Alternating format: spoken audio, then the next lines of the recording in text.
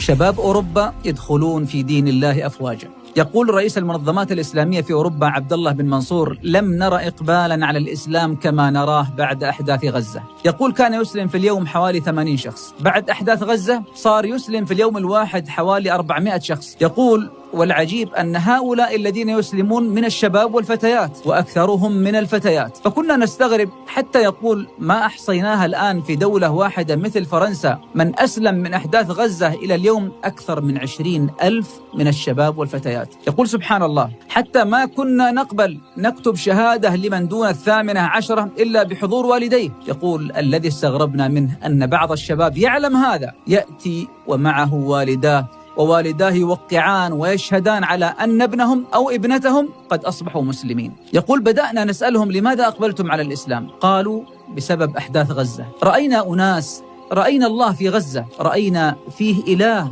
في غزة يعبدونه حق العبادة، رأينا الاطمئنان، رأينا الحمد، رأينا الشكر، رأينا المصابرة. يقتل أناس وتدمر بيوتهم وتذهب أموالهم وهم في اطمئنان عجيب. فبدأنا نسأل أي دين يعتنق هؤلاء؟ قالوا: الإسلام. فأمسكنا بالقرآن فعلمنا كل الحكاية. لماذا هؤلاء صبروا؟ فأحببنا الإله الذي أنزل هذا القرآن. تذكر إحدى الفتيات وعمرها 18 سنة سبب إسلامها، وتقول: لما رأيت صبر أهل غزة والأطفال وهم دائما في اطمئنان، والأم يموت لها 5 أبناء وتقول: الحمد لله ذهبوا إلى الجنة، قلت لازم أعرف أي دين وراء هؤلاء. فبدأت أبحث. تقول سبحان الله: أول ما أمسكت بترجمة القرآن أريد أن أبحث، أول ما قرأت في تفسير القرآن بكيت، فعلمت أن هذا هو الإله الحق. أيها الأحبة، الله جل وعلا له حكمة في كل ما يحدث، وما قد نراه شرا ربما يكون في طياته الخير ونحن لا نعلم.